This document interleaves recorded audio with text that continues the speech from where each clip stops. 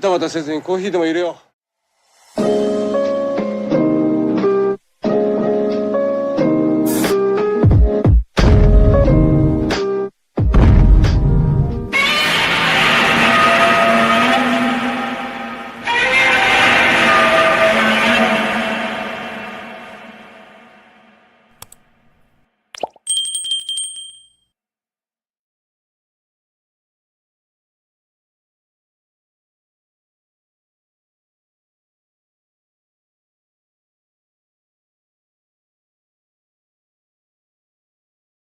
Christ. Good morning, everybody. Welcome to Coffee and Kaiju, where this morning we're having technical difficulties, and we're going to talk about Bandai, 1990 to 1995. Maybe, or maybe I'll just go upstairs and go back to bed. I don't know. Joining me, as always, he's got a mouthful of coffee. There he is, Rich Iso. He's muted too. Bam. Good morning, guys. Good morning. Good morning. Thank you, Brian, and everybody that's tuning in. I'm almost choking on coffee. Choking on coffee and kaiju. Let's go. Oh, God. What is happening? Also joining us back from a bout with COVID. I'm going to unmute him before I put him on the stage. Mike Russo's here. Hi, good morning. Hello. The morning of a million technical difficulties.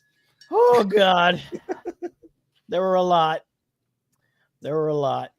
And also joining us, the co-founder of Club Tokyo and just an all-around swell peach of a guy, Mr. Richard Cox. Hello. How y'all doing? We're good, I think. Yep. It's too. We'll find out shortly. Thanks, everybody, for joining. Thanks, everybody, for tuning in. It is a 3-day weekend for most people, hopefully, unless you're working retail or some other essential job like airport, ambulance driver or airporter. Cole, good morning. Godzilla Man 2000, good morning. Nev, good morning. Are you in Florida? I thought Nev was in Florida. Yeah. Hello, how are you? Mark, good to see you. Good to see you. Ban. Who are we banning? Oh, yeah. Oh, Bam. Probably me. You're banned. I mean, we can ban somebody. It was a typo. Something terrible. Banned anybody in a while? I got somebody to ban. Hi, whoever you are. We can ban her. Yeah. Yeah, no. Hello, Alex. Thanks for joining. Thanks for joining. Yeah, so sorry for the late start. We did have a bit of a snafu because we realized that there's a 100 slide limit to the presentation, and we had 135 slides. So I was scrambling to make a second slideshow. Yes. You get a lot of photos. Yeah, it's going to be a photo heavy slide show, and there is going to be a test at the end. So please take notes. It's going to be very nerd heavy. It's an essay. Yeah. It's an essay test. Sorry, guys. You get Russo and I in the room together. It's an essay test. You are not allowed to use Chat GPT to help. You're gonna have to back up all of your points. Yeah. Sorry. That's right. Yeah.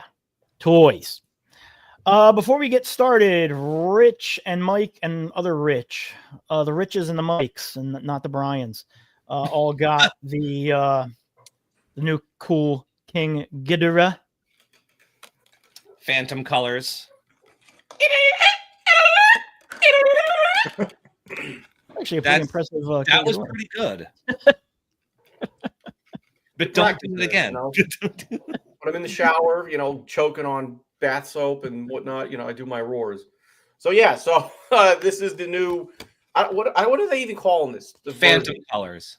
Phantom colors. So that's what they call it. Okay, so Phantom colors. This is based on the original concept design for what Ghidorah was supposed to look like, but I was actually just reading August's book that he did a couple years ago, just to get up to speed on the design. But looked like this is what E.G. Tsuburaya wanted to do, right? Or no, he wanted to do this, but they ended up going all gold, as we know. But yeah, I dig it. Very, very nicely awesome. done. Yeah, it's cool. I love it. Yeah, this thing was packaged much better than the Dream 5 one was. They put a cardboard triangle in the wings. So this is where I think This is as far as I think the wings are supposed to go, but I think it's much better. And mine and Rich's, at least, the heads look a lot further apart than the Dream 5. The wings on mine, which I can go pull out just if you like like, are even wider than that. Mine are almost like this. And these things are impossible to fix because the vinyl wants to reset. Yeah. It won't go back. I've tried. And there's the box. Yep. No, and I think not being colored gold means the details come out a lot better in the heads, especially since they can paint the teeth this time. Yeah, it looks really nice. I actually really like it. Yeah, it's cool. Brian, Really you cool. have the Vinyl Paradise one though. Yeah, which is the best one. I know that is true. I don't want to go get it because I'm still going to buy from you. Slightly above my head, but yeah, it is. It is awesome. Nev, what the hell are you talking about? I didn't give you a coffee mug. All right, I'll fix that. I'll get you a coffee mug, buddy. I promise. If we sold coffee mugs, comment in the comments. If we offer these coffee mugs, would people buy them? What? You got to make a T Public store. A store? Yeah. Is that all I got to do? And then it's just I don't have to do any work. Yeah. Nev knows. Only VP is real. Oh. Because then you can connect it to the YouTube channel right from your homepage, like I just did with the Fresh Vinyl stuff about a month or so ago. I'm like, where the rock have I been living under? Okay, I didn't realize that was a okay. I'll show you. We'll learn. A new book will come out, and we learn so much. We got two Richards. I got this one recently. What does it mean? Well, one's a cyborg. Which one uses a cyborg? Oh, well, Rich has the cool cyborg tattoo. Yeah. Oh, wait, wrong arm. Yeah. So this is just pure chaos. Rich, Mike, hold that back up. I want to take a gander at it. Oh yeah, that's the 72. That's it's 70. Yeah, it's the 68 figure, just new arms. Yeah. But I think the paint on the mouth, they got rid of all that gross pink gums. Yeah. And the eyes don't have a dot in the middle, and I think that's better off. He had dental surgery. Yeah. I like it. I thought I was pretty negative towards it till I finally got it. I like it. Now I like it. Is Big Ken here? Big Ken. Coffee and Andor actually occurred 5 minutes before the show started. Well, 5 minutes before the show would have started on time had I realized prior to that my slides were all messed up. But you know what? Now we know. And as they say, knowing is half the battle. All right, let's get into it because, like I said, we do have a decent amount of stuff. So we're going to talk Bandai in the 90s, which is definitely not my area of expertise. So I'm going to defer to the experts on this, and I'm just going to run the slides, and I'm going to put up pertinent comments on the screen for you gents to, look at here, and we will hopefully, let's all cross our fingers here. Hopefully, there we go. There we go. There we go. Ta-da! Look at that. Shout out to Rich for telling me that you could, in fact, add slides to the thing, because I previously was just uploading hundreds of pictures, which was taking a long time. And then also, big shout out to my 12-year-old daughter who taught me how to make a slideshow, because I did not know what the fuck I was doing. Oh, we're old. Go team. Yeah. Go Kaiju. Go team old. Yeah. I texted her. She was upstairs, and I was like, come down here. And she's like, what? And then she came down, and I was like, I need to make. I was like, how do I make a slideshow on Google? And she was like, are you serious? I was like, yeah. So, shout out to the Utes. All right. So Bandai 1990 to 1995, starting from 1990 to 1991 with Gigan. Nobody's favorite. It's terrible. It's not a good figure. That's my contribution to the Gigan. No, but you know what? When I look at it, it still just screams classic Bandai with the black shiny vinyl and the gold and the silver. Like when I think like 90s, early 90s Bandai, this is exactly what I picture. Yeah, it's a part of those with all the Destroy All Monsters tags that just all line up and they're kind of their own set. I mean, but the reason because they didn't add the center fin was because it's a kid's toy, right? I mean, if I remember correctly, that's why they didn't include the center fin. But then again, I don't think anyone's going off. I don't know, Rich. I don't think anyone was going off of good reference material with this one. I mean, it's still the only problem. It's still pointy and dangerous. Yeah. Could have been a molding issue. Who the hell knows? But there's the tag. And so does it have the tag number, the tag variations? No, I put every tag, we'd be here forever. So I just we only have one picture of the damn tag because I just wanted to show what that I was just going to mention there are variations as we go. But I'll point out it says 89 right there on the tag, but none of these guys came out in 89. I think this is from the 89 issue 64 Godzilla and Mechagodzilla. I think they just kept the tags the same as they were. It didn't see is the perforated version too. Yeah. Because on the foot of the Gigan it says 1990. So I would go on the stamp over the tag. So the other thing about a lot of those with the tags from that period was when they released them with the new tag version, there are also subtle variations. Sometimes some usually subtle variations. There are paint variations that go with them as well. And I don't think a lot of people know that there are paint variations of these figures and Ghidorah too. Yeah, I got a couple of examples of that. These are all my photos from my own collection. So I do have some pictures of the paint variations as well. Good. So we'll see that going forward. Anguillus was also 1990. So again, you get the classic dark vinyl. You got the gold. I like this. You can definitely see where the Dream 5 version came from in terms of the pose and the claws. Even though obviously that's a better figure, you can see. I personally think they digitally scan the old toys and then update them digitally, and just they do it that way. That's probably why it looks so similar. That's just me though. Yeah, I love the this particular figure. This is the first Bandai I ever bought. Like I didn't have access to them like you did, Mike. Out here in the boonies. So when I found a comic book shop that had them, this was the first one I ever bought. And I actually sold mine to Scott Biggs. Happy birthday, by the way, Scott Biggs. This is his birthday today. I sold it to him. And then at G-Fest the following year, he brought it and gave it back to me. Here it is. Because he said he felt bad that he bought my first ever Bandai figure and that I should have it. So he gave it back to me. So that's awesome. Still have it in my collection. This Anguillus, the Gigan, also Mechagodzilla, Gamma, and Gauss were my first 5 I ever bought at Pony Toys.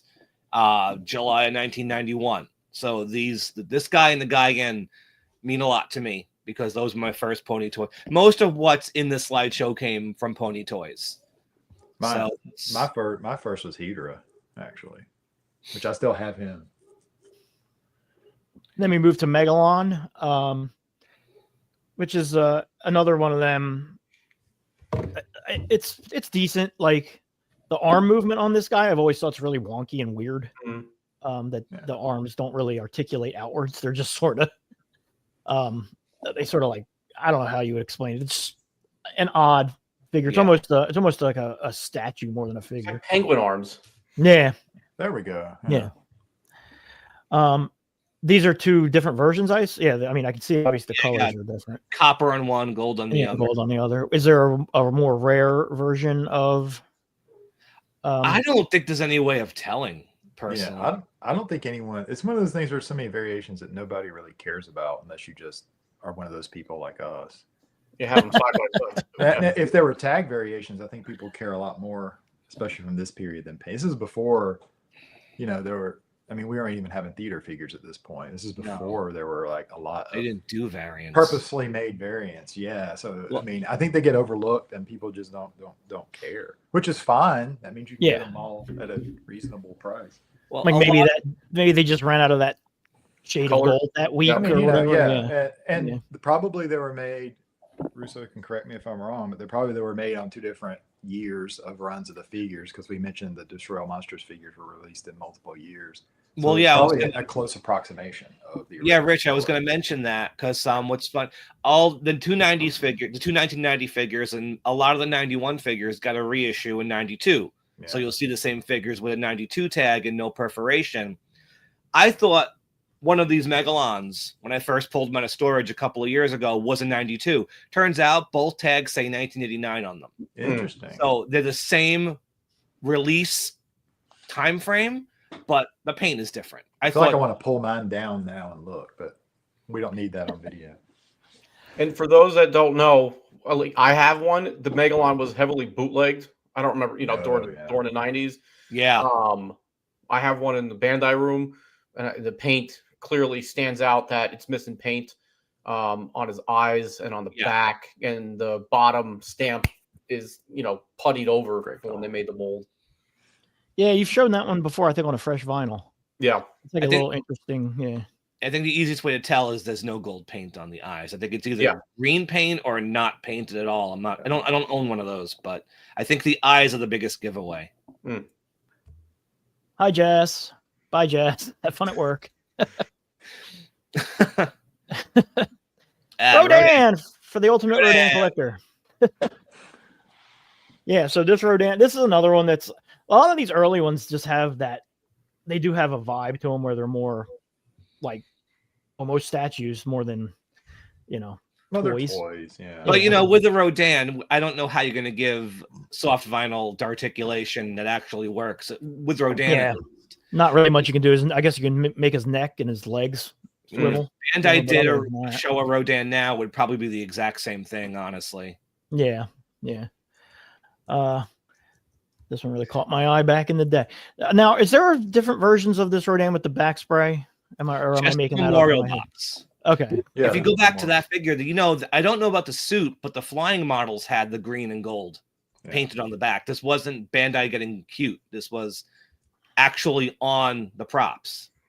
So it's cool though. I don't really see. Rich, you have X Plus 56 Rodans. Do any of them have the green and yellow on the back?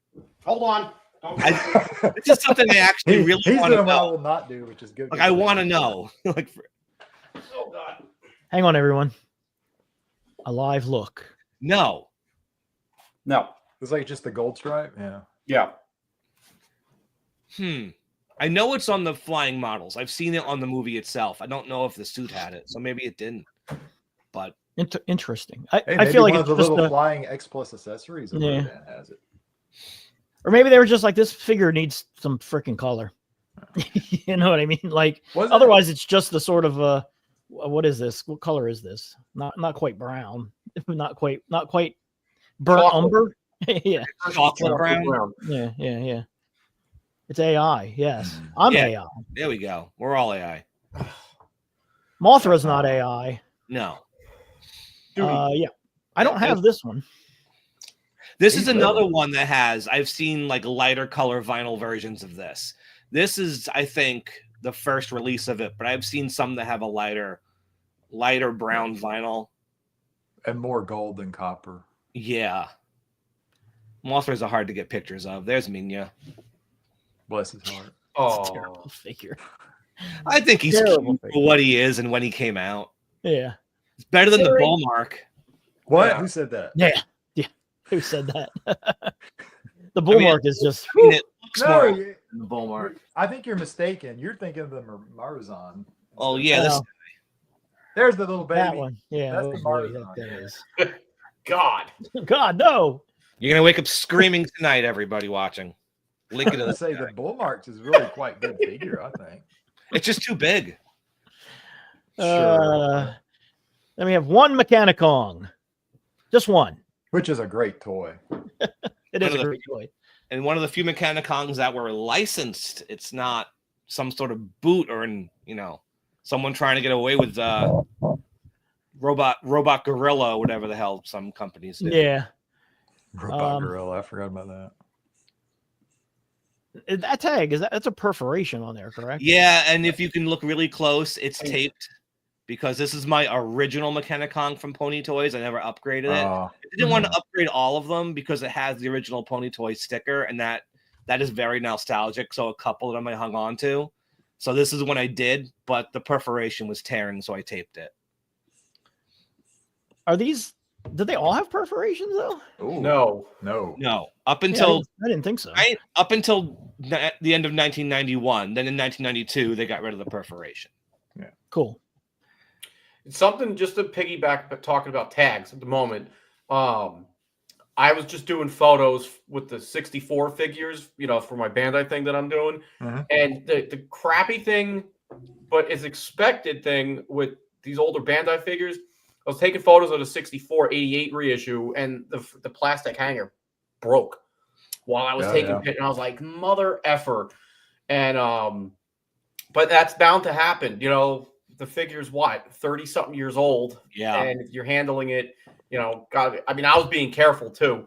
So getting Mike, like you were saying, wanted to upgrade. I went on the Yahoo Japan. I'm like, now I want to get a new one. It's just a collector in me. But so just got to be careful with the tags. Yeah, I'm the same way. Luckily, people don't really. There's no real.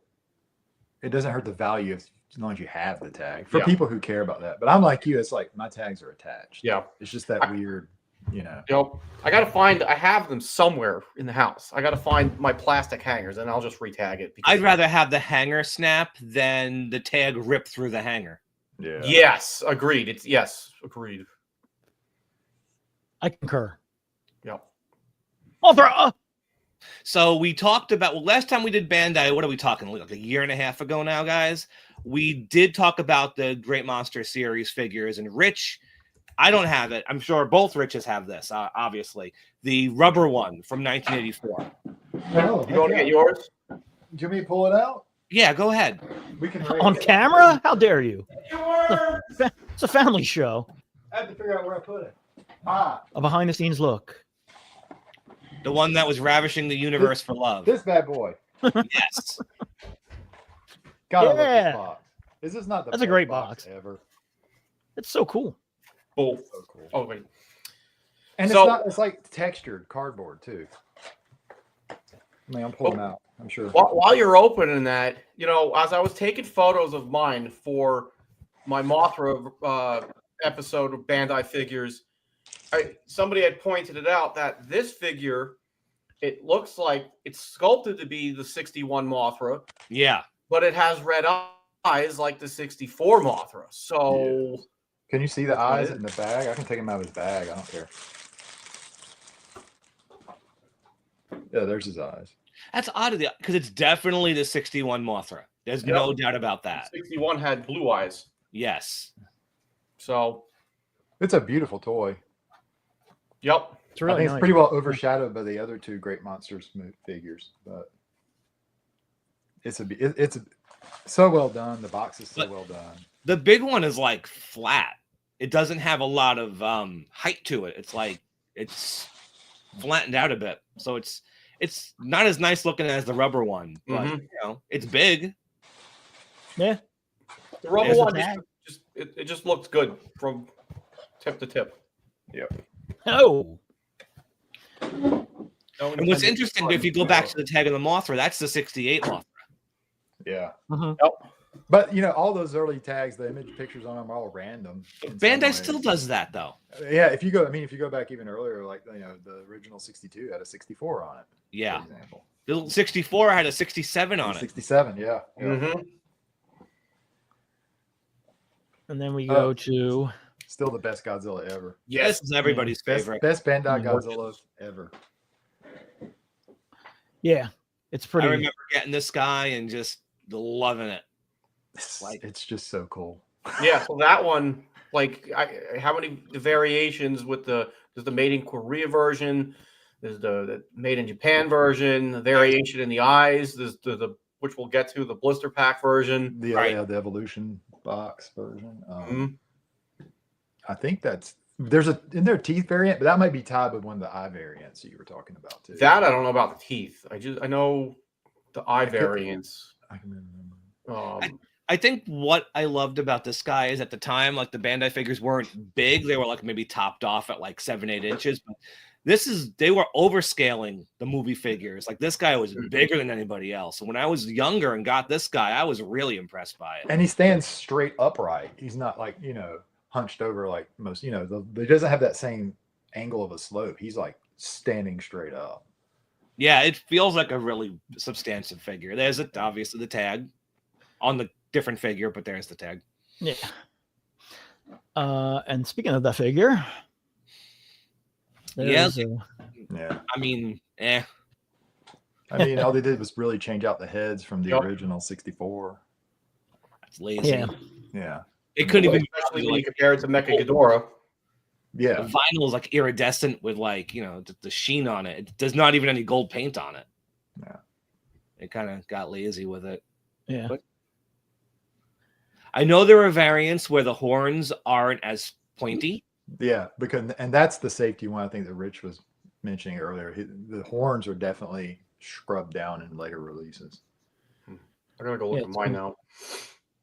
The summer of 92 or 93, I think.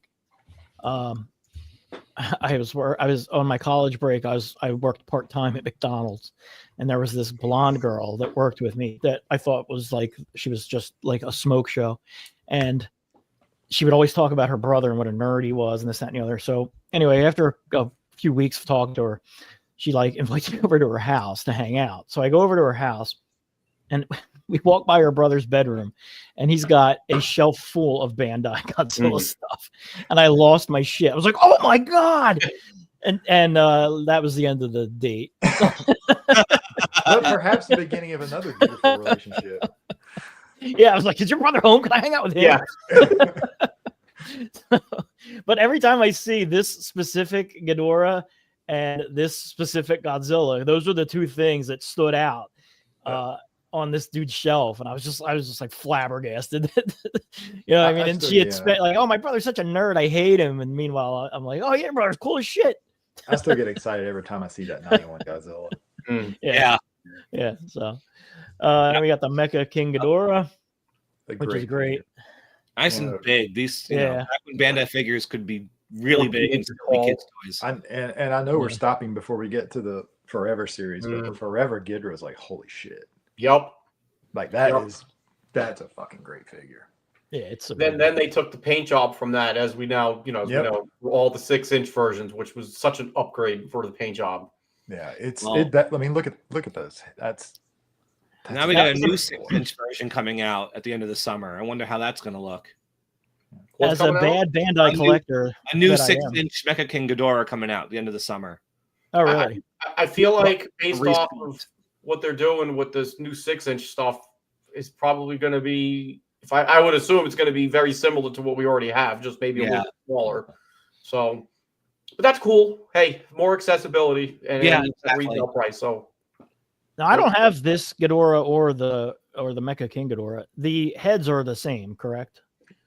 I think they're bigger. Yeah, they didn't just repurpose those heads and necks. No, those are new sculpts. It's big. Interesting. It's like at least a good 2 or 3 inches bigger than the Ghidorah. See, I feel like I should know that. All the Bandais I've sold at G-Fest over there, I would have noticed. Yeah. This thing's like a he's whole huge. It's a foot tall at least. Yeah. I mean, he towers over everything else beautifully. And then we have the open mouth. Big scale. Yeah. That's the one. Yeah, I have this guy. Well, this guy has stayed in production for a very long time. It's got that strange nub on the end of his tail that I feel like looks like they were going to add another segment to. Yeah. But then never got around to doing it. The tail is very thick for this. Yeah. It's a very thick tail. Yeah. And believe it or not, I don't know how well you're going to be able to see this. So depending on where you have it stored and how you have it in the box, is it flat? Flat. It gets squishy soft. There was one time I remember checking on this, and this was all soft, so it kind of weighed down on itself. Now, Rich, when did yours come out? Does yours have the Godzilla vs. King Ghidorah icon on the box? No, I have the 84 on the one side and the 91 on the other side. Yeah. Well, I mean, there's on the original issue, there's a little picture of the poster art. I don't think I have that one. Yeah, it's a box. Yeah, it's a box. The vinyl material was changed, which is why your tail got flattened. Because mine's as hard as a fucking rock. That's the box I have. So I don't kill somebody with mine. Yeah. So this was the reissue, like Mark just said. Then, boom. But awesome, Mark. Awesome. It is a chungus. Yes. A Chungus Among Us. Now we're moving on to 1992, the year I graduated from high school. Wow, I was 9. Oh, God, I'm an old man. I was 13. I'm an old man. All right, so this is the Godzilla and the oops, I didn't want to do that. The Godzilla and the Godzillasaurus, correct? Yeah. Set. Okay. Cool. Anything interesting about that we need to know? It's The just test? a throwaway. No one cares about it. Well, this is definitely the rarest thing we're showing today. Oh, it is. Okay. It's hard to find it because, unlike like the later Mogera set, that bubble's just glued onto the packaging, and that Godzilla figure is heavy, and it either tore off the backing or the bubble cracked after 30 some odd years. So it is really hard to find this thing looking like that. Mm-hmm. I've never seen one that doesn't have a cracks in it. Like, if you show me one that has no cracks in it, I'm going to assume there's something wrong with it elsewhere. You're lucky. Honestly, I think mine is probably one of the better ones I've seen, if I'm being honest, because my bubble isn't really yellow. Usually, I mean, that's what usually happens. The glue will separate because of the weight, or I mean, these things weren't meant to last. Yeah, So, it wasn't like, meant to be in the package for from 30 years. Yeah. Yeah, you can see from the picture in Club Tokyo there, you can see where the bubble's yellowing out and it's becoming brittle. And I can even see there's a crack running down Godzillasaurus right there. They're just not available in mint. If you found one mint on mint card, I can't even imagine what the value would be. I got mine here just to show. I mean, I don't know if you can tell. I mean, the bubble's still really clear. But hang on, I'll get you on the big screen here. Yeah, but I don't know if you can that's beautiful. I don't know if you can see here, but and I'm keeping it in an archable box to stop that browning, but under Godzilla's feet right there's a big crack. But that's about the only crack on mine is under his foot, and I'm really fortunate for that. And I do fully expect one day I'm going to come in here and something else is going to crack because it's just not meant to last. I don't know what they were thinking packaging them that way, though. They could have put them in a box. Yeah. Saving money. There are, I mean, that's another thing it adds to is the Godzilla at least is a variation on the I know the tail on the one in the blister pack is turned a little differently so it could fit. Yeah. And I assume in theory there's no hole where the tack would go, but that's a stupid variation. Baragon. I love this Baragon figure. It's great. Baragon is the first figure I remember exploding in value, like around 1995. It was rare. Right? I remember really people were asking for it, and that was the first one I remember people were like charging stupid money for. I mean, Bandai still rules at G-Fest. I mean, this is a beautiful figure. Look at this damn thing. Yeah. I even like the metallic blue on him. Yeah, it's an awesome figure. Toy. Yeah. Well, Rich had his ready too. Yeah. Show the noses. Mine is to get the figure without a paint rub on the nose, I'd say is pretty damn hard. That's tough. I don't think mine has maybe the tiniest of pinpricks, but I mean, when I bought mine brand new from Pony Toys, it had a pretty aggressive rub, brand new. This is not the Pony Toys one, but I had to look really hard to find one that looked this good. I love this figure. I think it's awesome. I love the face sculpt. It's great. Oh, there you go. You can see in my photo. Yeah, he's a great figure. It is a tiny little bit, but otherwise, he's cool. Mothra, great toy. Yeah, I don't have the Mothra. I do have the Batra. I miss those hard plastic wings. Well, this is the smallest Showa one. This isn't the Godzilla versus Mothra. And he's fuzzy. Oh, okay. I don't have this one either. See, mine came out of the box. Actually, there's foam inside that box. Place. See, mine came out of the box when I was 13, 14, and it sat on a shelf and got really dirty. And I upgraded it for a perfect figure in a really fucked up box. So I put it in the original box. You see the Pony Toys label still on it. But the figure itself it's cool. So, you can see the flock body too. Yeah, the little fuzz. The one bummer with it, and I love the figure, is it's not like I know you're gonna get the 92 one. It doesn't have the stand and the feet. And it's not as. It's more tossed together. But that doesn't mean it's not a cool figure. I mean, how many 64 Mothras do we have at that size? That's again with beautiful translucent wings too. I love how they did the wings with the texture on top, the paints on the bottom. It's translucent. Yeah, it's beautiful. It's better than any vinyl wing. Yeah. I mean, it'll break easy. But... Ooh, another one that was rare for a long time. This one came in a box as well, correct? Yes. Box. Yeah. Do we have a picture of the box? It's there somewhere. Yep, there we do. There it is. Original Pony Toys box. Remember when he was called the Stump all the time? Yep. Yeah, this is. I mean, it hasn't aged. It hasn't aged the best. But I think it was pretty impressive when it was new, though. Yeah. Just the size and the rubber tendrils like that. I thought that was cool. I mean, it doesn't hold up nowadays, but the box is 30 some odd years old. Yeah, exactly. The box is really cool too. And I don't think I'm saying anything people don't need to say already know, but I mean, look at these early, especially Bandai's from this period. These were very much these were kids' toys. Yeah. Which gets to what we're talking about, like scrubbing off the nubs of horns and stuff, so they're rounded, so little kids didn't step on them. Yeah, exactly. So remembering that, it's still a great toy, especially considering what the tech was at the time to make these toys. Yeah, I'm glad they did one. I mean, they didn't have to. I mean, they never did it forever. Like, we're not talking about a figure released in '89 here. We're talking about a '92, right? If I remember. Yeah. And if you think about it, I'm sure all of us have looked for Bandai, on Yahoo Japan, and you'll come across a lot on Yahoo Japan, and it's a bunch of Bandai figures, missing tags, thrown in a pile, paint rubbed, broken parts and whatnot because kids played with them. So exactly. I took this picture because I love how it shows the Godzilla collection lineup aspect. The lineup, yeah, it's cool. Now we have Godzilla. This would be the what year? That's the '92 Baragon. Yes. Okay. Cool. Mine's still the Pony Toys. Got the sticker on the back of the tag.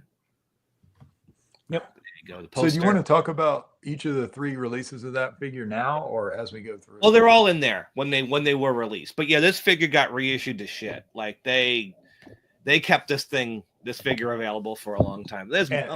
And each of the 3 have significant vinyl, obviously tag variations, but significant vinyl and paint variations too. Yes, they do. So. I made a hobby out of figuring all that out at one point. Better late than never, Greg. So even without the tags, you can look at them and tell if it's the Bado, Rado, or a Mogera. Yep. Great. Is Mothra. What's your fun fact, Mark? We're waiting, Mark. I'm just kidding. Type it in there. I'll get it up on the screen. Here we have the Mothra larva, and the larva, or excuse me, the Mothra final form, imago. Again, this one is just as beautiful as the 64, but it's got a stand and it's got So this is the one that goes with the Batra, correct? Yeah. Okay. So mine, I didn't photograph it out of the box because it's still got the original tape holding it closed. I bought this one from Brandon, 2011. Nice. So this is my 3rd one of these Mothras I bought. Yeah. My first one was defective and the wing broke. The second one just got discolored from being displayed. That's another thing. Talking about these box figures. We're talking about yellowing plastic. I have some that are boxed and never been opened, but the tape's already gone brown and popped off and popped loose. So mint box is a question there if you're someone who cares about that. And if you have all the Mothra trilogy figures, you have a lot of box Mothras with plastic. You have a lot of box Mothras with little pieces of tape that are going to pop off if you care about that. You got the larva Batra. I love this figure. Great figure. That was the most exciting one of all the 92s to me. Yeah, I would say the first time I saw this guy, I was really impressed by it. Yeah, absolutely. My first Bandai. This one is? Yep. Nice. And this one, I mean, you could do some damage with this if you're playing as a kid. You could mollywop somebody with that figure. Yeah. Actually, if you throw it outside, it's like a boomerang. It comes right back. It's both a boomerang and a club. I gotta say, the newer 6-inch one, which is really the exact same size as this, is a nice sculpt. But they, a third of the way down the body, they stopped painting. They stopped painting it. Yeah, it doesn't make any sense. Which is common with Bandai's now, where suddenly the paint stops on the tail, just flat stop. And you're like, well, there it is. Yeah. Like those kids won't care. And then here's the Imago form of Batra, which I do have this one. Yeah. It is a really pretty figure. I think back on the 92 Mothra, I'll say just real quick, it was re-released in like 96 with the first Mothra movie. It got a completely different paint job and a completely different box. And Also, lost, if I remember, I can pull it out. No stand and no flocking. Yeah, it lost its accessories and none of the cool little fuzziness. Yeah. Straight. My issue with this guy here is the legs just, God, man, you breathe on it wrong and the legs fall off. At least on mine. It's hard to get them in because you don't want to put pressure on the body with those wings. So you use a hair dryer to soften it up a little bit. You put them in, just pray. I mean, this is the same figure box. When I took the picture, I put it together and then took it back apart again because this is my original Batra too. So yeah, I have mine out. Like I said, it's a beautiful figure. I'm like, I'm not going to glue the legs into it, but I don't have the box, so I mean, I guess I could, because I'm never going to store it in the box. It's not an expensive figure to get boxed, is it? I don't know. No. I got this off David Dobko years ago. It stayed affordable for a long time, but I'm thinking probably more now. That's my problem is I don't keep up once I have something. I'm like, and then I find out a couple years later, I'm like, oh, okay. Really nice sculpt though for this. Like super great. Yeah. Back on the Mothra, you don't have to go back to the photos. I have mine on display, and when I was putting it on display, one of the wings fell off. Wow. So I think also with age and time, the glue just doesn't hold. Yeah, I don't know how they're attached, but no, it's glued on, and it's a little slot that's pushed into the abdomen on the Mothra. So I managed to glue it, and I'm using, hope and prayers and thoughts that it stays on for now. And that's another thing is like remembering that these wings on these things aren't attached vinyl. These are plastic, so they're hard and heavy. So yeah, I can see that happening. I'm glad it didn't break on you, man. Yeah, it didn't break, and I mean it's on an IKEA Calac shelf. So if it falls off, it's not going to fall off far. Yeah. Or fall far. Worst case scenario, I'll put it back in the box and just display it like that, But these things happen. These figures are old. Glue's gonna just lose its integrity.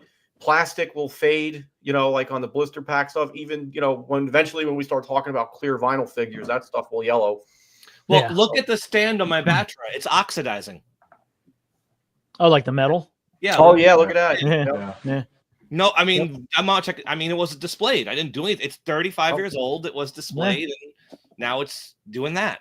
Yeah. What can you do about it? Interesting. All right, we're moving on to the year 1993. What goodies do we get? This is would be the year of stuff that year. Yeah. 93 was awesome. 93. Yeah, 93 does have some good stuff. Starting with Godzillasaurus. Look at the price on that tag, $6.99. Pony Toys, $6.99. Wow. You can't get anything Godzilla for $6.99 now. It's still a cool toy for the I love it for the character. Yeah. And of course, this is the same one from the Evolution set. Yeah, I don't think there's any variations on the Saurus. I think it's just the Godzilla, right? And just getting a vinyl of this character, it's rare in itself. Like, can you name any? I don't know. And for some reason, thinking about him just reminded me to point out that so far in the figures we're talking about, these aren't like what you're used to if you don't buy these of the softer vinyl and Godzilla toys. Bandai's, these are like fucking hard vinyl. Vinyl, yeah. There's no give. These are solid toys. You drop one on a hard floor, they're gonna crack. Yeah, it's gonna. Yeah, they are. There's no give like you used to. I mean that started around 93, right after this 94, if I remember. I would say with the Godzilla stuff, it wasn't until Destoroyah. Yeah, I can't remember if it's Space Godzilla or Destroyer. The Ultraman stuff was playing around with soft vinyl way before that. But yeah. There we have the tag for that boy. So now in 93, they dropped the damn tags, and now it's all character tags. Love it. And there's, which I think is smart. Yeah. Another thing I nerd out about on these that really has very little bearing on individual ones is the little Godzilla product sticker. I love that old one with just the happy black Godzilla dancing or whatever he's doing. He's got his arms up. Right? Yeah, he's like, and then I guess you said this was your first figure, Rich, was Ghidorah? Yeah. No, Look at that. They're Batra variations too. Yep. Yeah, that was my first. I got it from Club Kaiju. That's how Jim and I got to know each other. We talk on the phone all the time. I'd talk to that man on the phone for like hours and hours. You know. Yeah, I used to call whenever I would order something. It would turn into like a 45-minute. Yeah, and we just conversation. But this figure was like for me so cool because on some levels people think it kind of sucks because he's another stump, right? But look at the eyes. They can't be bothered to even paint the sunbursts now. But yeah, those the eyes on that figure is beautiful, and yeah, there are those two variations. And honestly, the Memorial Box Ghidorah is also really beautiful. I know we'll talk about it later, but if you imagine all that black actually being green, yeah, it's a cool toy. And I love the Ghidorah tag. Before everyone decided Ghidorah was cool too. So they started using different licensing stickers at the time. I have what is, the one that we saw throughout most of the 90s and 2000s until they changed it to the 62. It's the Marvel icon, right? Yep. Yeah. I mean, I've always thought about putting together a little, because again, I'm a nerd, putting together a little list that shows the changes in the product stickers. See, like Rich, I went through, like I understand what the numbers on the back of these tags are now, just because that's a whole other conversation. But yeah, the little product stickers as they changed over the years and eventually added dates, and now they're printed. But what I like about the old tags is on the very end of the barcode is the yen price. The price. Yeah. Which they don't do now because I don't think they want you knowing what these things cost. Because it used to be 3 sets of numbers. Now it's 2. It was like the Godzilla series number, then the unique figures number, and then the yen price. 1,200. Also, another way you could tell was the color of the sticker. I don't remember what the price point was, but you see this one has a gold sticker. Gold sticker figures cost more than silver sticker figures. I don't know what the yen price cutoff was for that, but that is a difference that you would see would be the color of the sticker indicative of the price range. I know they switched to the Marvel Godzilla sticker pretty soon, like late in 93. So I guess Rich's Hetero was probably a post 93 release. And these two in my photo are probably both around the same time, which again just means they're painting these differently in the factory. These aren't separate issues. These are just how they were painting them, it seems like. It's like bull marks. Yeah. Also, this is what I love about collecting. We're sitting here and based on the shape on a sticker. Oh, well, this was a 93 figure as opposed to a 92. I mean, they didn't care. That's what I love about this sort of thing where it's not. Tells a story. Yeah, and it tells all sorts of stories, and it's not meant to be. This is the rare 1993 with the gold sticker that has the Marvel Godzilla on it. This is the one you have to go to a special art show somewhere in buttfuck Japan. And $60. I say all this with a bunch of Toy Graph figures on one side of me and a bunch of Marmots and M1s on the other side. So I mean, yeah, I'm picking. I mean, Bullmark wasn't made to be collectible, but yeah, but it's a real difference, and it's collecting toys versus collecting things in some ways. That's my rant for the day. Hey, come here. There's this guy. Hard to find this guy. Not somewhat broken.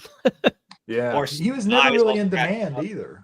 No, he's always sort of flown under the radar. I think people often forget he even exists. Yeah, the plastic can break, the arms can bend, the eyes can scratch.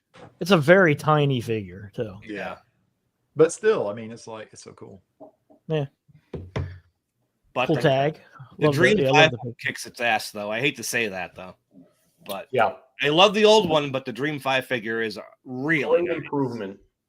After what, 30-something years? Yeah, this is my all-time favorite Bandai right here. This is the guy. That's a great one still. Yeah. Like me and Rich knew which ones to grab and put aside. Yeah, I'm holding mine too. The one that's freshness. Well, this is one figure a newer Bandai couldn't even touch. This one's perfect. Yeah, it's an awesome figure. Look at that face. Look at the depth of that sculpt. Like you can feel every scale, every little bit of this guy. Look at that tongue. And the 6-inch version that came out last year, the year before, it's 2021. That's when the 6-inch one came out. My God. Yeah, It's been a while. Crazy. It's been longer, right? You know, that one, it does. Yeah, that one is really, really nice. You know, too. I feel like it's almost nearly identical to the original figure here. So, I coincidentally had him nearby. But yeah, can't. I love 6-incher. 93, man. 93 freshness is where it's at. Somebody really wanted this figure to be great. Yeah. Like somebody who made this believe in it. We're going to get to another one that I think is still really perfect related to the Gorosaurus. Look at that face. Great tag. And that famous publicity shot of him in the Arctic. But you can see with the tag date on here, but there's also still perforation going on too, which is interesting. Well, there's perforation. That is, by the way, it doesn't actually come off. Yes. Perforation doesn't come off, but it's a print. Oh, that's right. Yeah. Gotcha. Yeah, I think that's crazy. Like, just again, we're talking about licensing stickers because it's so minute. But like, they'll put the licensing sticker almost identical in the same spot on my tag compared to Mike's. You know, so yeah, it's just little details that I find. Out. I remember my Pony Toys stopped getting in Bandai Toys before they ever got the Gorosaurus. And I didn't know it existed until I had to call around to find stores that actually had Bandais because now I was stuck. And I remember calling one and saying, "What do you have?" And they were like, "Oh, Ghidorah, King Caesar," which I had, Gorosaurus. And I just remember losing my mind when I heard that. Like I was so excited to get this guy. Like he's perfect. He's perfect. Gorosaurus. By the way, your tag is perfect too. Like there's not a bend or a ding on that thing. I made sure when I upgraded the Gorosaurus, he was one of those figures like Baragon. It had to be perfect. I mean, my original wasn't in bad shape, but there were some scrapes on the head which you can barely see that I wasn't happy with. So yeah, and that's one of the things I've often thought about. Maybe there's because you're always looking for some stupid new thing to collect. Like maybe I should go back and upgrade some of my older ones where the tags might be crinkled up or maybe a perforation that's tipped. But honestly, by the time these things ship. I did this around 2005 when like the value on the Bandais really started to drop after Godzilla kind of retired a bit. Well, so X Plus showed up, and the people looking for the realistic stuff. I mean, I picked but now apparently it is hard to get them tagged because now it's been 20 more years. I mean, what would you say? It's a stupid question. But what's the average price of a tag Bandai from this period? I guess it depends on which one it is. That's what I was like. It's a stupid question, but I mean, I don't keep up with it because now that, like you said, now that I've got it, I don't care. Yeah. I feel like because I'm still like looking at Bandai stuff on Yahoo Japan, and Bandai's been a big focus for me like the last year and a half or so. Clearly, because I started recollecting stuff that I had sold some years ago because collecting problems. Sure. I feel like something like Gorosaurus or even the Jet Jaguar that we have on screen, probably tagged anywhere from like $50 to $80, give or take. Okay. Maybe it's interesting because some stuff goes under the radar on Yahoo Japan. Yeah. I rebought the GMK Ghidorah for like $17. Like that's what the auction ended. And that's not counting the shipping and the fees from buying everything. But I'm like, yeah, what? How? That's just about what I paid for it retail when it came out. Yeah, in 2002. Yeah, so it really depends on the auction, the time it's ending, who's hunting for it. I when it comes to bidding on Yahoo Japan, playing into the time change here in the United States to Japan, that also I think plays a role in how that auction's going to end.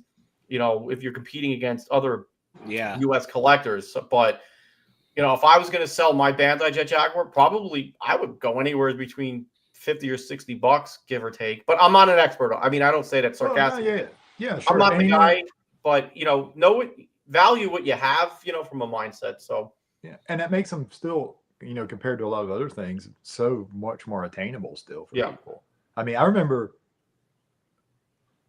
I would say the cheapest back because I mean.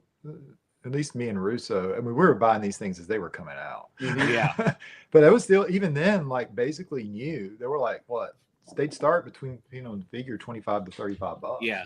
Well, so them being like 80, I mean, that's. Yeah. Well, I got lucky at Pony Toys. A figure like Jet Jaguar, if they had gotten it, which they didn't, would have been $1,550. That was their price for the 8-inch figure. But once they stopped getting them, I jumped up to $25. Yeah, that's how much Gorosaurus cost. Nope. So even nowadays, you got the 6-inch stuff. You can't get a 6-inch Godzilla figure for $25 now, though. Yep. You're like starting at 30. Yeah, 30, 35. And that's buying directly from like the Godzilla store too. Yep, like Baragon, Baragon, because that's a bigger 6-inch figure compared to the rest of the line now. $30. I mean, to be fair, the ones you can get at like stores here from Bandai Namco, those start at 20. But back 20 years ago, those figures were like 700 yen, which now would be $5. I'm just curious. So, I mean, this Ghidorah right over here would have been $20 in 1998, 60. The yen on this guy, which was the first Godzilla Island figure, we're talking about the 6-inchers, was $6. Well, 6 yen, so like what, $5? With the exchange now, it would be about $5. But now the same figure would be 30. Yep. In the Godzilla store. Before all the import taxes and all the other fun stuff now. Anything interesting on this Jet Jaguar? It's Jet Jaguar. Just it's for a long actually time, nice paint on that guy. Jet Jaguar, other than the no silver paint. Yeah. They're doing the iridescent vinyl thing again. They don't want to use silver. Yeah, that's a nice figure though. And then we have the King Seesaw. Yeah. This guy's due for an upgrade. Hopefully one of these days Bandai goes back to him. Yeah. All they did was shrink him down for the 6-incher. Yeah. Yep, exactly. Yeah. Tag for him. That's King Seesaw. And this guy. Classic. Yeah. Love it. Yeah, he's awesome. Love it. Yep. I regret not having one of them in my collection. Now that you put me on screen, I did my 62 episode with the Bandai figures. And short story, because I can brag, sorry, or blab. When I first discovered eBay in 2004, and I put in Godzilla toys or Bandai Godzilla figures or whatever, and an army of figure auctions showed up, and I'm like, oh my, what have I done? This was the first figure I bought, and I remember just having the vibes like I could finally have it now because, it was my first eBay Bandai purchase ever, and I love this figure. It's perfection. It's perfect, and the tag is so different from everything else because it's actually the copyrights. I mean that tag. That is cool. Yeah, because that's a cool tag. You'll notice the sticker is different from the copyright holders from Kong. What does that sticker even mean? What is? I did know. I might have written it up on Club Tokyo or on my own stuff. I did look it up. I think it's KIP. There's someone who would know off the top of their head. Because I know the KIP, and it's basically the company that owned the rights to Kong at the time. Because I know what the acronym on the foot means. Because there's a long acronym on the foot, Rich. That is like Turner Entertainment Company, all rights reserved, or something like that. Yeah. But I never knew what the sticker meant. I can look it up. I can find out because I used to know, which means I've got it written down somewhere. It might be in the old Super 7 article I wrote about Bandai tags. Yeah. Mike, you're right about the stamp on the foot because it's actually on the tag. Turner Entertainment Co. All rights reserved. So that's what that is on the bottom of the foot. So if you, I'm so lame. I figured that out without even looking at the tag. Good man. I'm way too much of a nerd. But it's still like one of the two best 62 Kongs. Yeah. And the other one isn't theoretically an official release. And it's the one that's not Marmot. Oh, that one, yeah. It's a great toy. It's a great toy. I got that. That Bandai to me, Not Marmot Elvis hairdo is still the great, amazing figure. I got 93 Godzilla. Yep. Reissue of the Bato. Metallic blue fins, which is the big giveaway. Yeah. There we go with the Marvel sticker. I got this. Yep. This is when the movie first came out, so this is gonna be one of the earliest ones with the Marvel Godzilla licensing sticker. It's interesting that they would use the Marvel. Yeah, right. Symbol, but it's I love that poster. By the way, it's one of my favorite. That's also I think the vinyl on this one's different too. I think this is when they moved from that black vinyl to that charcoal gray vinyl. I think you're right. But I'm going on Nice memory figure. of things I've not read up in a while. There's a Mechagodzilla. Not the best sculpt proportionally, but I think the paint is good on it. Yeah. It's a decent figure, you know. The Rodan. I remember seeing the Rodan in my local nerd bookstore, and being not being up on the fact that they were still continually putting out Godzilla movies at the time. Just being like, wow. Especially looking at the tag with that poster. Being blown away by that. So yeah. Of course, then you get Baby Godzilla, which is it's a cool figure. Really nice sculpt for that. Actually, it looks very suit accurate. The one that was released after 1995, the 96 one is just for the Forever series. The beautiful one. Beautiful. So beautiful. Yeah. Speaking of 1995, we're moving to 1994. Don't have too much. This guy. The guy. Good luck finding this guy with his antennaes. If you look at it wrong, they fall off. Yeah. Awesome figure though. Yes. Super cool. Love it. Not only do the antenna fall off, like mine, the antennas are attached, but you can actually look at one and see where it looks like if I look at it wrong, it's going to fall off. It's just going to fall right off. Yeah. But also the scooper under his nozzle, his mouth, whatever you want to call it, both can pop out, and it's plastic. So seeing one that clear, browned out by now. Yeah, I am so happy mine is as nice as the day I got it. Like the scooper never discolored. I gotta go look at mine and see now. I'm curious if mine's discolored. And the thing is, if you do break those antenna, good luck repairing them. I mean, if you put glue on it or whatever, it's still gonna be, because they're so thin. Even the pictures just don't let you see how thin these things are. Yep. A dab of glue is still gonna stand out.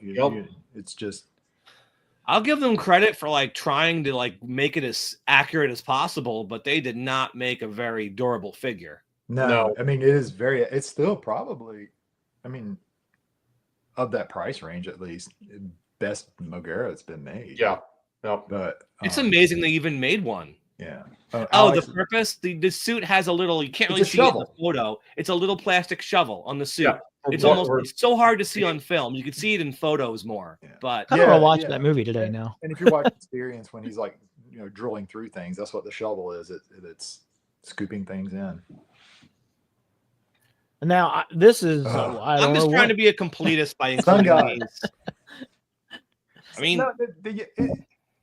mean, to me, they're a part of the Yamato Takeru figures. Is that what these are from? Yamato Takeru? I've never seen it. Look at this damn thing. Look at that. Look at that thing though. This thing is huge. It's like a foot tall. Yeah. And this was is it? God. Yeah.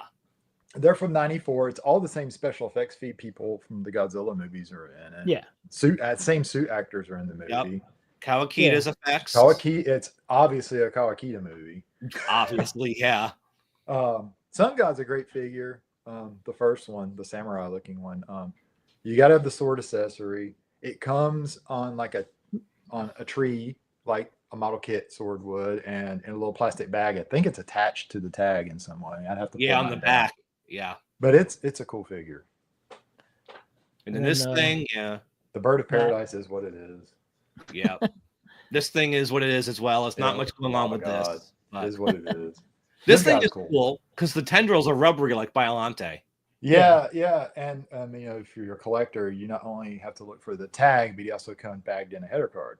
I kept the header card. I didn't keep the bag. Yeah, but if you get him tagged, you still don't have a header card. If you're someone who doesn't have him yet, they were probably now this guy and this guy. Good God, this is an impressive figure. This thing is almost feet long. If you don't have him, you don't know how impressive this figure is. I have him up on my top shelf up there, and the heads just hang off the shelf, and you can kind of see how deep these shelves are. Yeah, his heads just hang over, staring at you. They're so big, and every neck is articulated at the base of the neck and the base of the head.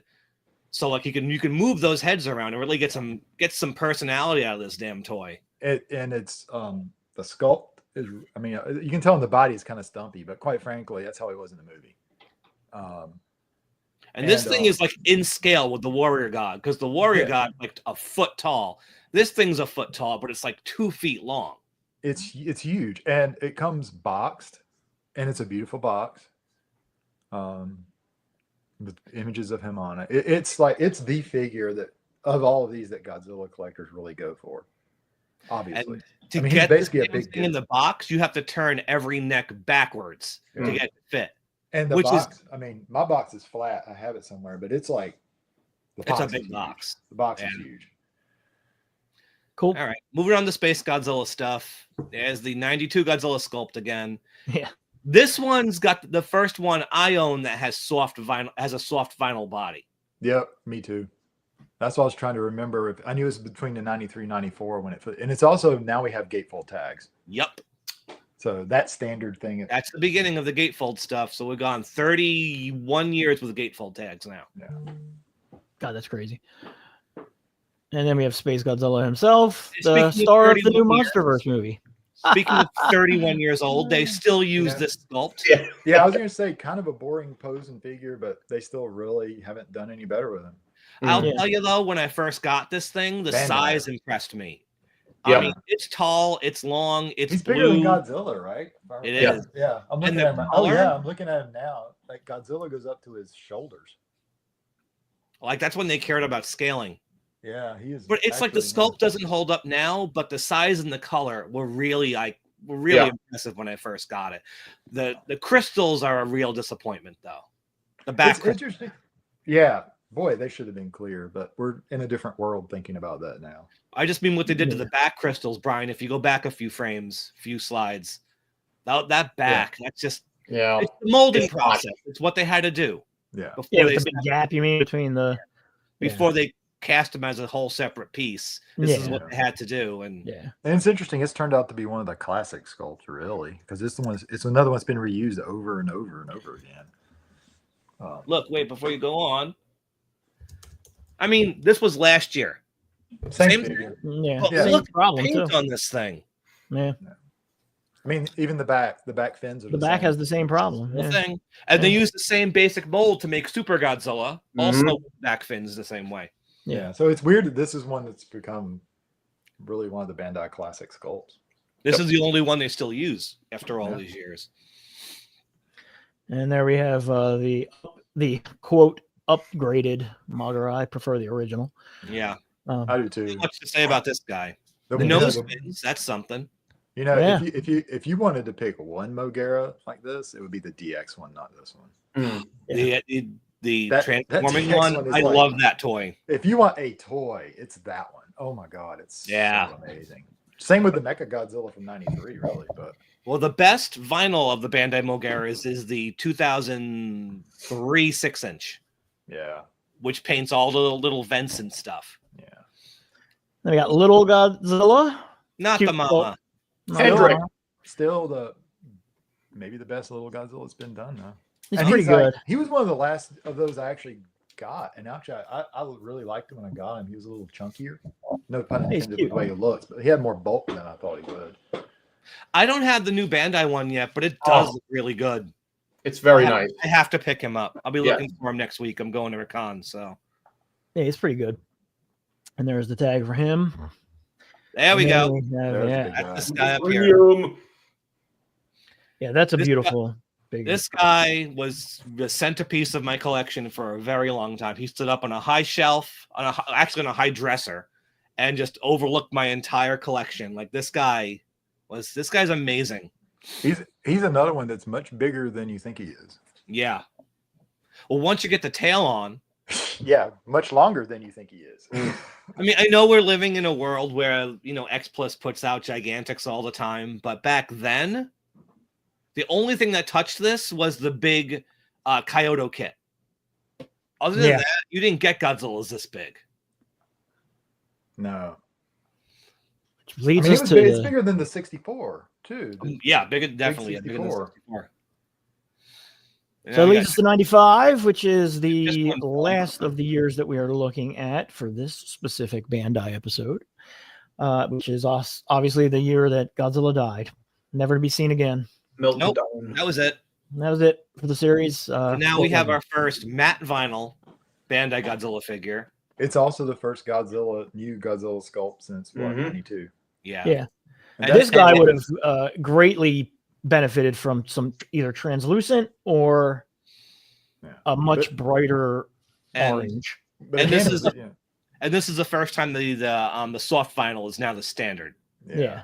And Yep. you know, at the time too, you know about the clear things. That wasn't even still. It was very much like for kids. It was changing because we're getting ready to start getting. Yeah, I mean the We cost actually for got making clear them figures for other doing people it, you know, before, but translucent. those I are gotta starting say, to in show up. '95, I was 16, and at that point, because of G-Fan, I knew people in the collecting community, and we were really excited about this toy.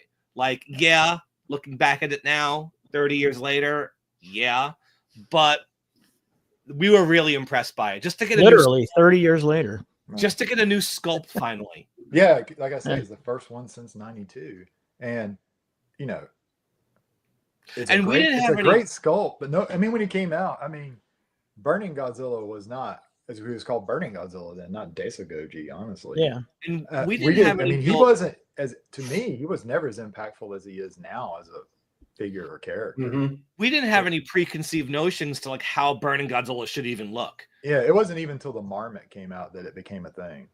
Like, Yeah, this was Yeah. just, oh, cool, it's a new Godzilla. It cost, if I remember, $35, yeah.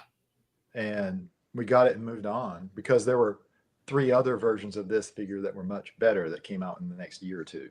Mm-hmm. So Gateful tags again. great Yep. toy. Rare poster. Huh. This is another one. Huh. Huh. Still a great Love toy. it. But just the amount of parts on that thing. Yeah. The amount it's of parts impressive. that move. Yeah, from his Every arm, little, big every up shoulder appendage. arms, all these move, tail moves. And it was another 1,200 yen toy. He was the secret toy, wasn't he? That I remember because they didn't want to give away. No, no, Destroyer. he wasn't. They didn't He keep. wasn't? Okay. They didn't keep the aggregate a secret. He was the one. He was the first destroyer they showed off. I was trying to remember which one was the secret. Maybe it was a big one. It was was. the It secret. was Junior. Junior was kept the It secret. was Junior. Okay. Yeah. No, this one, the Burning Godzilla came out like the last week of October, and yeah, I can't believe I remember this. And the 2 destroyers were released together in mid-November. Yeah. Bandai wanted to hide the final stage. Toho wanted to hide it, but Bandai said no.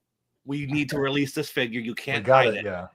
Yeah. And it was Junior they compromised on. And this is the figure those with not so sharp eyes will see being pushed around on sticks and strings in the actual Yeah, movie. it's in the movie. You're right. Yeah, a bunch of them, right, are in the movie. And it took 30 years for Bandai to go back to this one. They're Yeah. finally doing it again. That's a I mean, great. What is figure. there to improve on? That's the thing. It, Yeah, that's a really You know what? stupid- Honestly, it doesn't better look paint. as good. I mean, maybe. It doesn't look as good.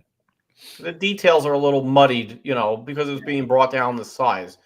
I was excited for it when I first saw it, and then I looked in a little bit closer. I was like, yeah, but again, it's a smaller figure, Mhm. and to pack the detail onto something smaller like the original 8-inch has here, like there's a lot of detail on that damn thing. Yeah. But it's cool to see the aggregate getting some, movie monster series love after. Maybe they'll do the flying one this time. Yes, That'd let's be go. cool. That'd be really cool. And then we got the big boy himself. Yeah. Chunky. No Chunky wings. I mean, we got wings, but Yeah, You the know, wings are folded down, which is fine. I mean, I think it's a great figure for what it is. It's chonky. Yeah. But, I mean, all of Kawakida's characters were chonky at this. I mean, but unlike Space Godzilla, this guy is not very big. I mean, Godzilla comes up to the horn when he should come up to the neck. yeah. And yeah, I mean, we all complained even back then that the sorry. wings were folded in. But I couldn't. Yeah, I don't know how they would do it. yeah, Yeah. exactly. Bandai has not had a good track record with Destroyer figures, at least this version of Destroyer.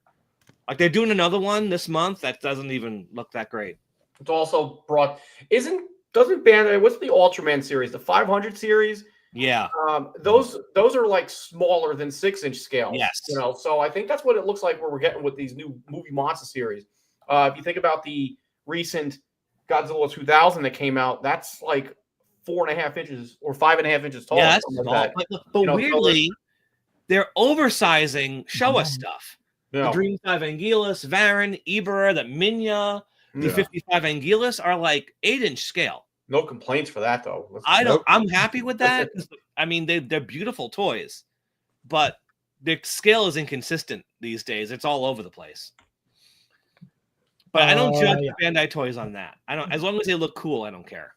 Yeah. Solid. I love this solid figure. Yep. Yeah, Love the color. I love the this sculpt. Love they figure. nailed the face. Beautiful This toy. guy had to wait until after the movie came out to get released. He came out in January, I think. All these movies Actually, came out in December. This toy hit Awesome. my dealer New Year's Eve of '95. We drove into the city that morning to pick it up. And just because you mentioned 95, that's another thing I'll point out is when we talk about like Godzilla 95, the movies were actually released in 94 in December for the holidays. Mm-hmm. So when we talk about the 95 Godzilla, it was released in 94. Godzilla 2000 was released in 99. So yeah, Bandai likes to add like the year later to the suit years, so it looks more current. Right. So, but yeah. So, and then there's this guy. Well, so this was really the beginning of it. Oh, this was insane. Like, yeah, the handful of months between before the movie came out and a few months after it came out, I have never seen the kind of collecting frenzy, the demand that happened then. Between the memorial box, this thing, just trying to find a copy of the movie, like it was insane. It's so insane. Well, go back if you don't mind, because I'll point out, and I think Rich has already brought out both of them, their tag variations, because the figure was so much in demand that it got a second release outside of the theater. Mail away. Yeah, the little round sticker, that's the one that was in the theater. Yep. So if you care either about tag variations or about really having the first one of these, it's that one that Rich is holding with a little white round sticker on it. Yep. The other one was a later mail order release. Yep. And this was also one, I want Russo's going to have to back me on this, where it was the first one where you started getting exclusive versions of a figure showing up. There are the TV Kun versions, magazine versions. I remember buying those kind of magazines at the bookstore at the Yamaha Plaza and discovering like the solid red, white, and blue versions of this figure. Yeah. And like realizing, holy shit, they're making like exclusives that I'll never be able to own. When was the last time you saw one even for sale at this point? I don't think I ever have, but like it's nuts that like it's easy for someone who's younger and got into this later to look at the theater exclusives and say, well, they've been doing that for decades. What's the big deal? But then in 95, it was insane. Like, now theater exclusives are like they're the cheap exclusive to get. Yeah. It's easy to get them. This thing, and it's a different world too, like we're saying, like we were going through dealers. We didn't have the internet. It is, and the internet was very limited. It was like, without getting into it, was collecting groups and maybe Club Tokyo, right? And the important thing to remember is it's forum. Just figures like this that weren't exclusive or rare. People were paying $300 for then. You found an 80s figure, you could flip that. If you found it for like $50, you can flip it for $300 like the next day. Bandai's were white hot, and then along comes this thing where no one knew if they'd actually be able to get it. Yeah. Because nothing like that even existed. You had dealers fighting with each other. Like dealers were taking pre-order lists. But dealers were like attacking each other in their advertisements. Yep. Like don't get clubbed in the price of this kaiju. If I remember that one. Like they were fighting with each other for the best prices. I got mine at Showcase. But like 3 months later, it was like $300. Yeah. $100, I mean. I got mine from Jim. I think he was doing a pre-order, which was not a guaranteed pre-order, right? I mean, it's like, get on the list if I can get them. Yeah, you'll get it. Hello, excuse my phone, Martha. My name is Saul Rosenberg. That's my house phone. Yes, I have a house phone. Yeah, this is where it kind of began. Then you get to this guy. Yep. Yeah. This is a big boy. And that's now we have the memorial box. Yep. The first love this memorial box. box, which I do not have. Yeah, And again, this thing dropped back when half the toys in this box people were having a hard time finding. And most of them are significant variants from the ones you could find elsewhere. Like the Gigan, for example, we're talking about that classic black shiny vinyl. It's like a pale blue in soft vinyl that's matte. And the 62. Well, I have pictures of all of them. So the 62 is amazing. Obviously, I would think that.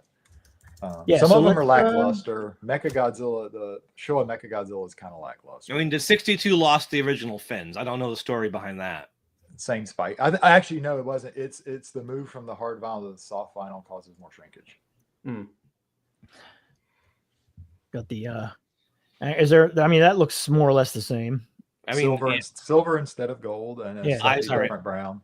No paint on the eye either. Oh, yeah, you're right. Jesus Christ, that is way different. I'll just shut up. So next up would be Mothra. Very, very little difference there. No metallic paint on the sides, though. Yeah. And then this is silver instead of gold. No gold. I can't remember what's on the back. I'd have to pull him out. Of Rodan? Yeah. No, there's no color on the back of this Rodan. Okay, I thought there was a silver spray, but that's me. This Rodan is so soft. There is styrofoam in the wings to help them keep their shape. Really? Yes. Yep. Interesting. Which doesn't really add that much weight, you know. No. Yeah. Interesting. It's like a sliver of styrofoam in there. Yeah. This guy's boring. People were happy it came out. At that point, this was one of the most expensive of the 80s figures. Yep. Because it was hard to get. And then you can't tell so much here, but he's in green instead of black. Yeah. He's the only one that's Hedra is the only one in the set that's hard vinyl too. Yeah, that's true. Because of the eyes, probably. Probably keep the eyes, yeah. And again, there's that blue I was talking about for the Gigan, which made him one of the most in-demand ones when people broke up the box. And they moved Megalon's arm up to show the only difference this one's got is the pink on the leg. Yeah. The silver. Don't know why. I like the blue on the Gigan more than the original. Yeah, it's cool, right? It makes it look it's more like in the movie posters and stuff. Yeah, yeah. He's boring, both of them. Two different Godzillas there. I mean, I prefer the original releases of the Showa Mechagodzilla specifically, but that's before what we're talking about. He's got metallic pink something on the neck. That's how you know. Yeah. Okay. We got a Batra. Yeah, just non-metallic. So everything is flat. Mm-hmm. And Space Godzilla and Mogera. I think Space Godzilla is a different blue. Was it? Yep. Space Godzilla is a different base color. Is that right? Yes. The colors on that Space Godzilla are really nice. Yeah. And I can't remember what's different about Mogera. Honestly. The blue treads are lighter. Yeah, they're lighter on the drills. Yeah. So that's the memorial box. Well, the memorial box also, you're showing all the little cards. There's a card for each figure. Yeah, unlike the later poster, memorial box, these are specifically keyed to each figure. Yeah, which is nice. It's really nice. Space Godzilla had two different posters so that they each got a different one. Right. Yeah. Which is cool too. Yeah. And the box itself is kind of amazing. I bought it. It's awesome. Box. And it was another one when it came out was heavily in demand. The box, the whole set was. I mean, you can get the whole set now for a few $100s, I think, but it was over 1,000 at one point. Yeah. Well, the figures that nobody wanted, dealers couldn't give away for a long time. Right. Like the Godzilla, the 62 and the King Ghidorah were the big sellers. Then you had like Megalon and Ghidorah, and then you had the Anguillus nobody wanted, the Mogera that nobody wanted. Yeah. Oh. I think at this point, this is more valuable as a complete set. When back in 1996, when people started getting it, there was more value to it as individual toys because you could buy it for $300 and just sell a King Ghidorah and a 62 and make your money back. Now I think it's more valuable as a set. And y'all have heard me preach about breaking up sets before. It breaks my heart, but now with the box, with the box, you get the box and there's paperwork and the cards. A lot of times when you buy the figures individually, you don't have the cards. The cards are what makes rebuilding a memorial box set difficult. Yeah.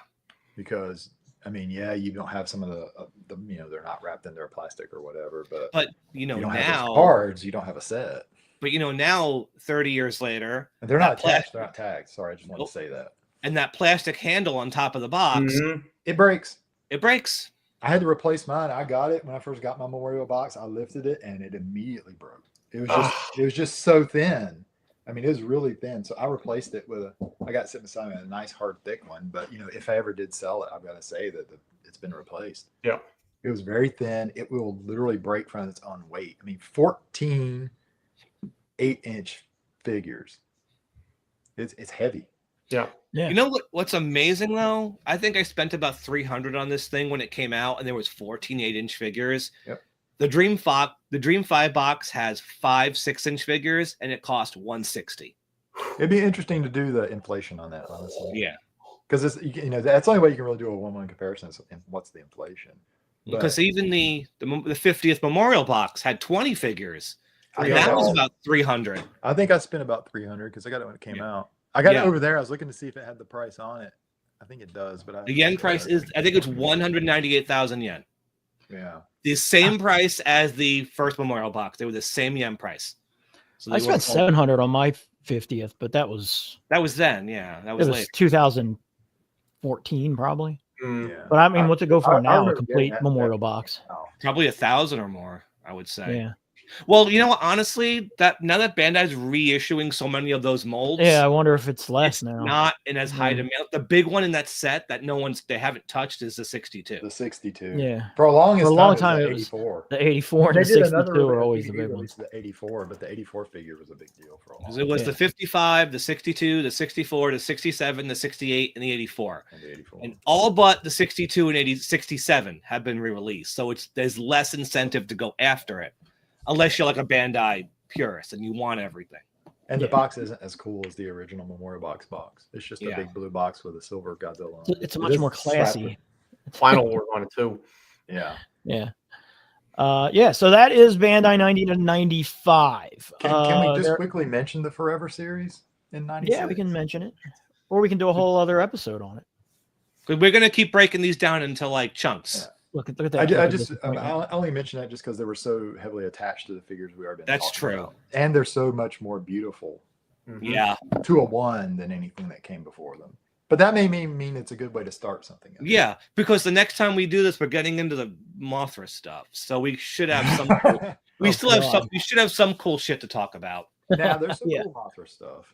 I say the next one should be from the Godzilla Forever until the end of the Toho Kaiju series, before the movie Monster series comes out. So the first 12. Like that should be like that chunk from Godzilla Forever to Mothra. No, to Godzilla versus Megaguirus, which is a lot less than you think. 2000. It's a lot less. Yeah, no. So I don't need 135 slides for that. No.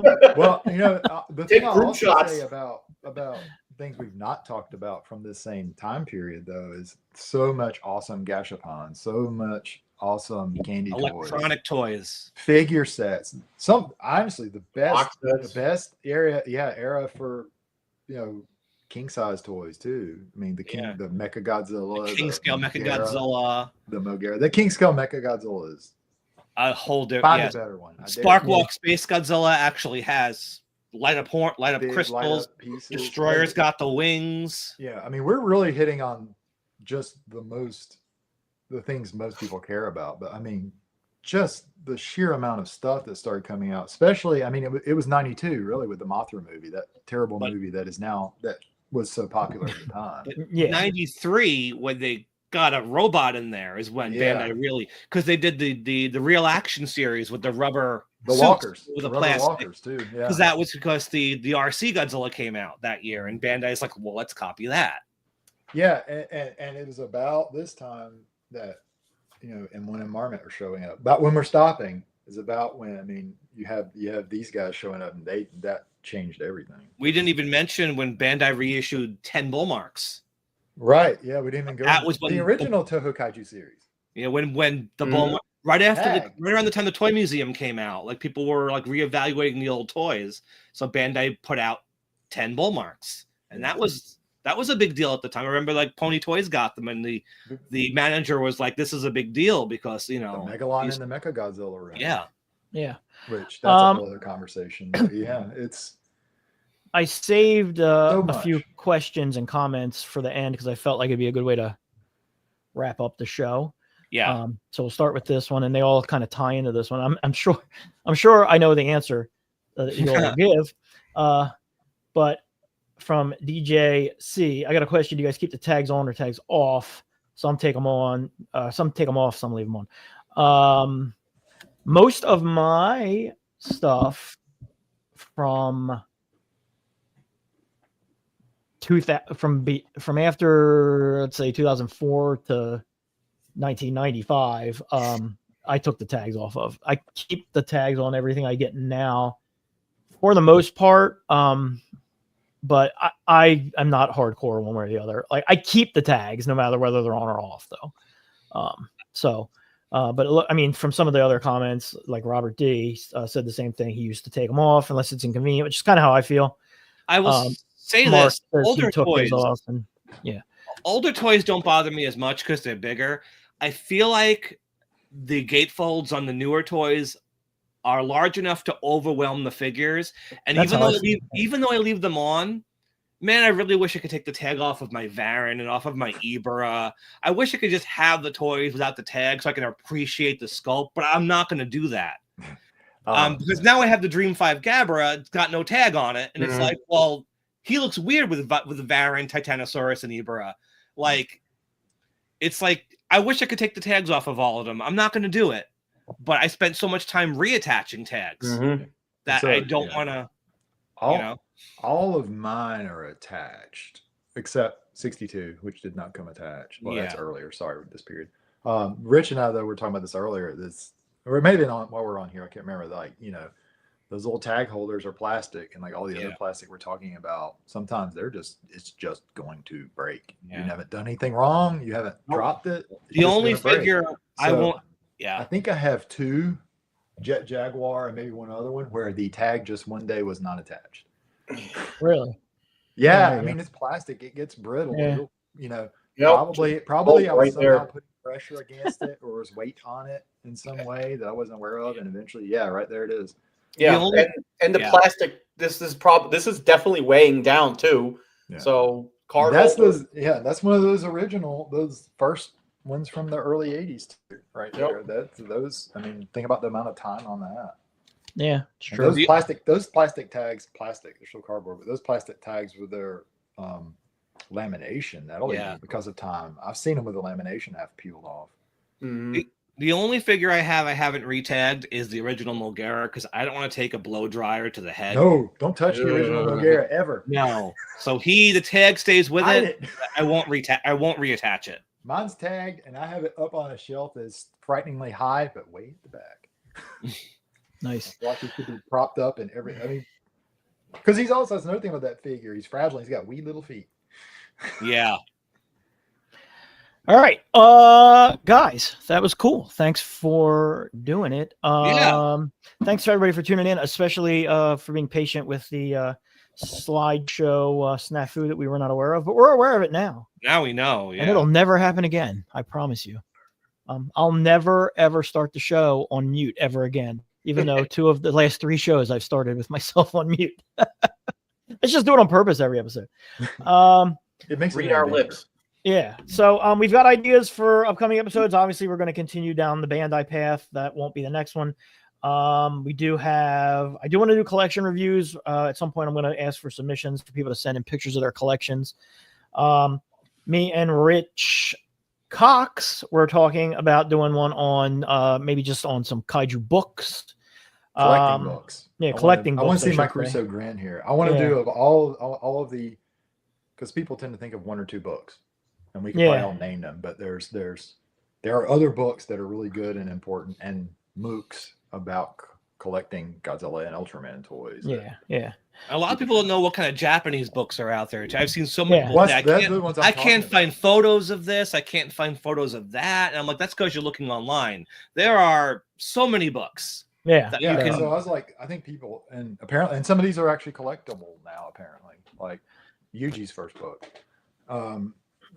So we can do that. we can People do. don't know I was what's out there thinking. in Japanese. I was telling someone the other day, they were asking me about Vinyl Paradise figures because, I'm the person you ask about Vinyl Paradise figures. I'd like I was to like, talk well, about there's this book that has everything with pictures and all the variations. Yeah, I would like to do. Honestly, I would like to do M1. We'd have to break that down into multiple episodes. I'd like to do vintage one of these days. Yeah, we did vintage. We You did. did? Come on, Mike, you It were was a there. quickie. Yeah, you and Rich. It was Rich's first did? episode. Yeah. Oh, we did. Oh my god. Age, We could do a lot more with vintage than like, we I did. didn't. Yeah, I know we did. Yeah, I mean, we definitely could. did There- You I know mean, what we it's- didn't do? We did the vintage though. Popey.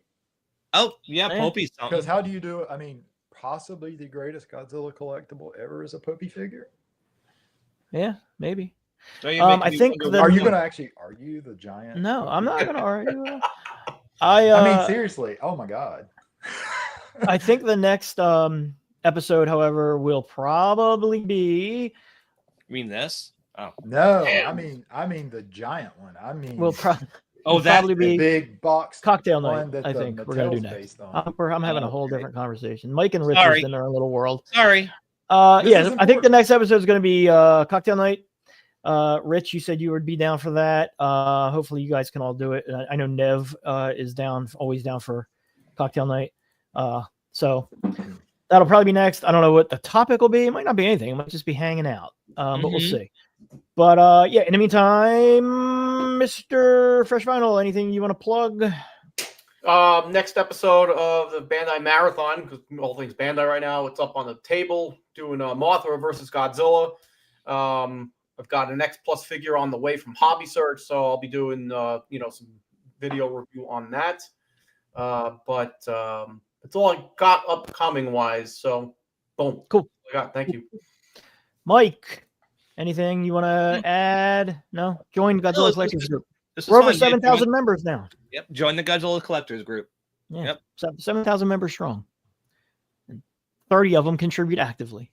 But Mr. Cox, thank you for joining. very welcome. Everyone, if you're not in the Club Tokyo Facebook group, you should check that out. And if you don't check out the Club Tokyo website, you are missing out on an incredible resource for just, my God, just so much best thing information.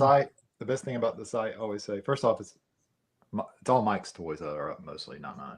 But it doesn't go away after a day after you post it on social media. It's still going to be there when you ask your question.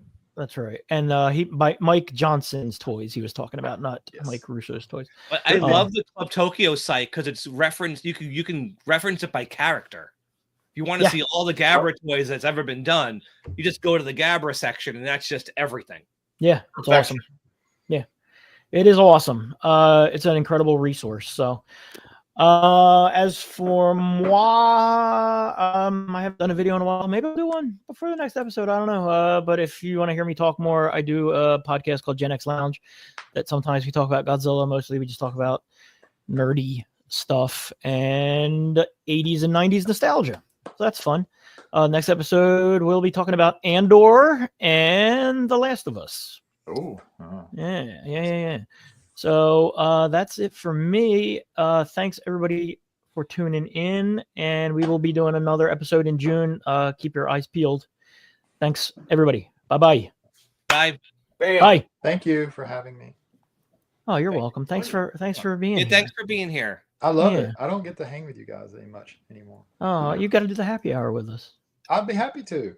I don't do G-Fest much anymore. I don't either. because I know. Me neither. JD Lee's. Are we still Nope. alive? Actually, I don't care. I have no desire to support that man. All right, I gotta go.